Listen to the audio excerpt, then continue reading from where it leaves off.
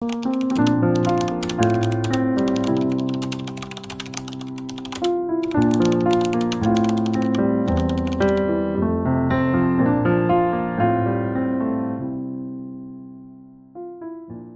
khi bắt đầu, nếu bạn đang tìm kiếm sách để học IELTS hiệu quả, thì đây là những cuốn sách chúng mình khuyên dùng.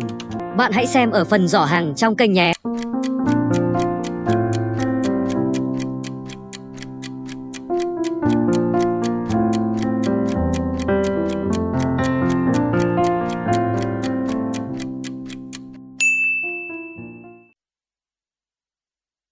Section 1. You will hear a telephone conversation between a man who's finding out about a preschool for his young daughter and a woman who works there.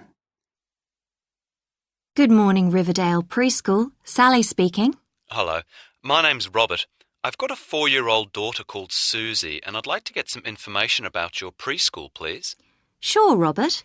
Well, Susie's the right age. We take 3- and 4-year-olds in classes of 20 students. Oh, great.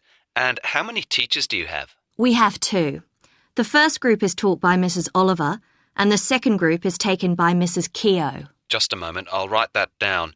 Could you spell the last name, please? It's an unusual one, isn't it? Yes, it's Keogh.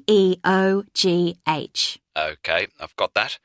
Now, I know the children attend for 2 or 3 days a week. That's right. The older ones, like Susie, are here for 3 days, which means 15 hours a week. The younger ones, the 3-year-olds, attend 2 days a week. That's a total of 10 hours. And what do they do during that time? Well, half the day is spent outside, and the children can run around and play games with their friends, or do a calmer activity, like painting, for example. We have a great outside play area that we're improving all the time. Yes, we were walking past the other day and Susie noticed. You've recently put in a new slide, haven't you? Yes, we're really pleased with it. It's a big one and the children love it. And are you thinking of adding anything else outdoors? Well, we were hoping to build a playhouse, but that was too expensive. So we're now making plans for a garden where the children will be able to grow flowers and vegetables. Lovely. And what else do the children do? Well, the other half of the day is spent indoors. This year, the children seem to be very interested in music, so the teachers are doing a lot of activities related to that. Last year, there seemed to be more of an interest in dancing. Well, Susie would love either of those. The teachers may sometimes play quiet games with the children, but we always make time for a story each day. It's a very important part of the program here. Yes, of course. Now, I'd like to ask you about the fees, if that's okay. Sure. We actually had to put them up this term, I'm afraid. Yes, I heard from a friend of mine that it used to be $420 for the term, but it's just gone up to $470. Is that right? Yes, we had to add the extra $50 to cover costs. Things got a lot more expensive last year. I understand. And I think the fees are still quite reasonable. Another school I've spoken to charges $500 per term. Oh, really? My friend also told me that his daughter went on a trip to the local zoo and that the cost of that was covered in the fees. Is that right? Yes, we did that last year, but we'll be going to a farm this year instead. We vary it, so, for example, we may go to the theatre next year. OK, it sounds like fun. Also included in the price is membership of a special library. Children can borrow a toy and keep it for a week and choose a different one the following week. It's very popular. What a great idea. We would certainly make use of that system if we enrol. Now, is there anything else I should know? Well, the children have a rest here during the day, and we make up a little bed for them with sheets and blankets. But we advise parents to pack a pillow in the child's bag, as we don't provide one. OK, I'll make a note of that. So, what should I do if I want to come and look around the school during the day and meet the staff? The best thing is to call the teacher on the classroom mobile, and she'll tell you which time is best to visit. Shall I give you the number? Yes, please. OK, it's 0914 638 520. Thanks for all your help, Sally. And we hope to see you soon. No problem. Bye for now.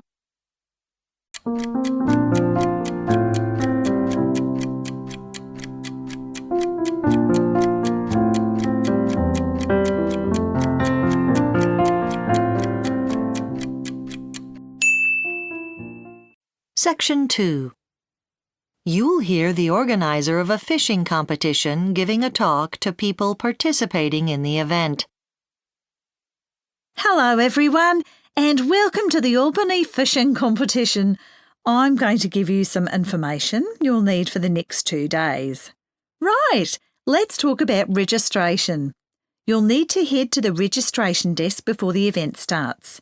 If you're here to compete rather than just watch, you'll have already paid your entrance fee online and you will have been given a competitor number. But to fully complete your registration in the competition, we'll need to see some form of identification today. So make sure you show that at the desk, otherwise you won't be properly entered. Right, so what do you get for your entrance fee? This is a fully catered competition, so whenever you're hungry, either today or tomorrow, just go down to the dining tent. As for things necessary for fishing, your hooks, rods, all your gear, I'm sure you've brought all that with you. And if you fancy fishing from a boat, you'll need to cover the cost of petrol. Okay, now, if you want to fish in this country, you must have a fishing licence and have it with you. If you don't have one, don't worry. You can always go online and they'll issue you one immediately. We wanted to be able to sell them here at the competition, but the council wouldn't allow it, sadly. I think it's also possible to call the Department of Fisheries, but they send them by post, so obviously you won't get that in time now. Okay, so the competition starts today and ends on Sunday evening. At 5:30 p.m, you will all have to stop fishing, and at 6 p.m. exactly, the judges will start weighing the fish to see how heavy they are in order to choose the winners. So you'll need to be in the judging area before then. The prize giving will happen later in the evening. Right, have a look at your maps and I'll point out the important places. First, the registration area. To get to it, go to the roundabout in the middle of your map. From there, take the road that heads to the east. You'll find the registration desk on that road. It's a nice shady area surrounded by trees. Okay, if you're planning to fish from the shore tomorrow, then there's a specially designated area for you. The shore fishing area is in one particular spot. You can't just go anywhere on the coastline. You'll find the area directly to the north of the skate park. If you're planning to fish from a boat, you'll need to go to the boat launching area. To reach it, you should go to the roundabout and take the road that's on the right. Follow that road to the beach and that's where you launch your boat. When the competition is over, you need to take your catch to the judging area so we can determine who the winner is. To get there, head out from the car park and take the first road on your left. Go past the first aid tent and the judging area will be set up down there. Meals will be served in the dining area. To get there, you'll need to go to the roundabout and take the road that leads west. Follow that road and just where there's a sharp bend, you'll find where you can eat. If you keep going, you'll come to a lighthouse. If you're lucky enough to win, or you just want to see the winners get their prizes, you'll need to head to the prize-giving area. It's north of the roundabout past the playground. The prize-giving area's at the end of that road, right on the beach. Okay, it's going to be a real...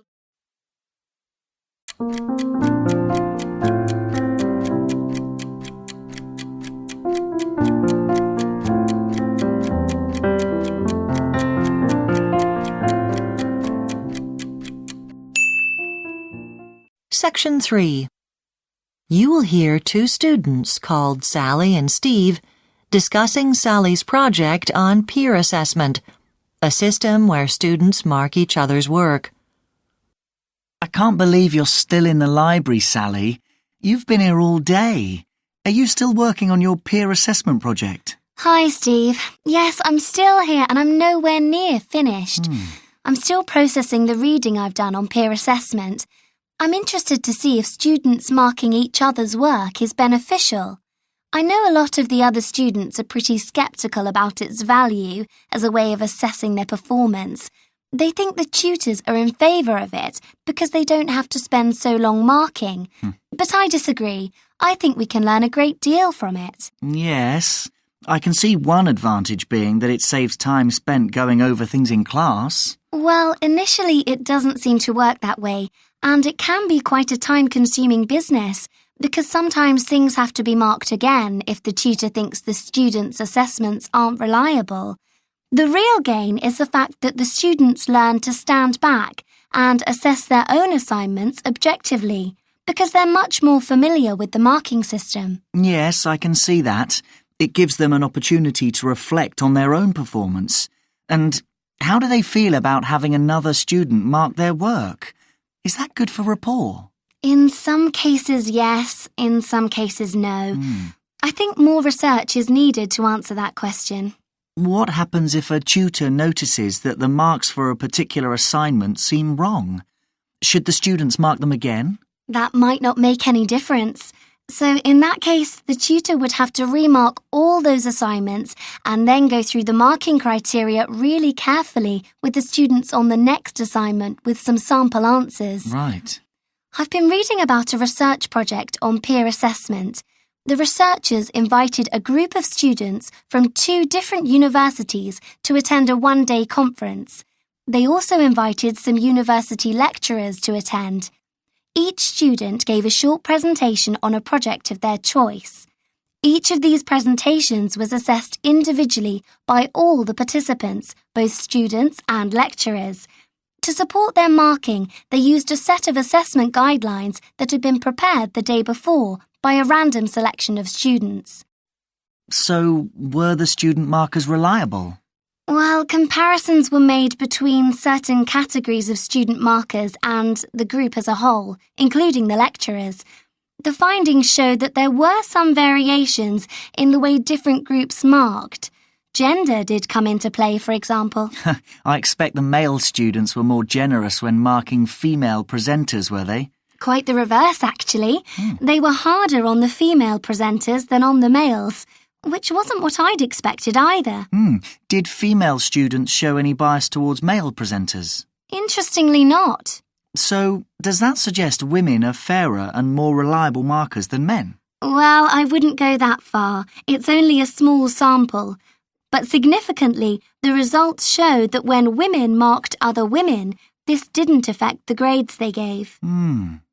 What about age?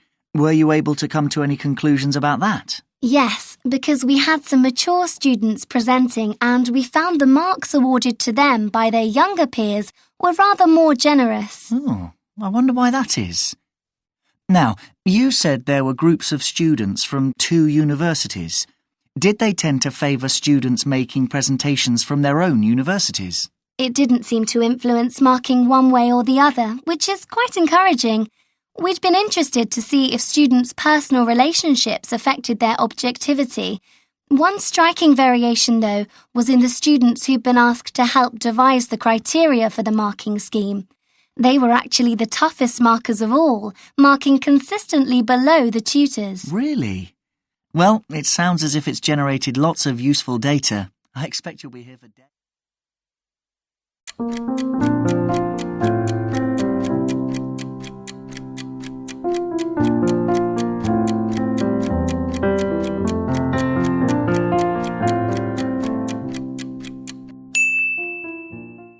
Section 4. You will hear part of a lecture on the ways that supermarkets use layout to increase sales. We've been looking at marketing techniques which influence buying decisions. Some of these techniques are related to the way the products are presented in the store. For supermarkets, the store layout is not as random as it seems. Decisions have to be made about the arrangement of the aisles where the customers walk, and the shelves and so on where the products are displayed. The most common layout pattern is the grid layout, where parallel aisles are arranged in a rectangular pattern. Supermarkets like this layout as it allows them to utilise floor space efficiently by providing the greatest amount of display space proportionate to aisle space. Also, this layout helps to manage traffic flow as it encourages people to all walk in one direction. The main weaknesses of the grid layout are the monotony of rows of aisles and the fact that it is easier for customers to rush through the supermarket without lingering. Another layout pattern used by supermarkets is known as the free-form. Here, displays and aisles are arranged in a random pattern. The good thing about this layout is that customers tend to spend more time in the store as they wander about looking for different products. Its main weakness is the inefficient use of space, which means it is less cost-effective. Then we have the boutique layout, where everything is organised around a food specialty, such as the bakery. The advantage of this layout is that it divides parts of the store into smaller areas, which may be distinguished by changes in flooring or displays. A further advantage is that this style of layout is attractive to shoppers. Space, however, is not used economically, and it is therefore expensive.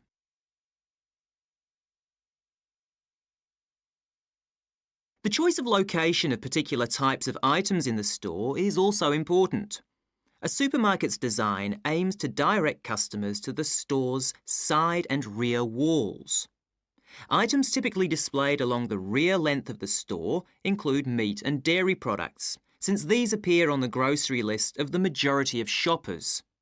This means shoppers must pass by a large number of other items to get to them.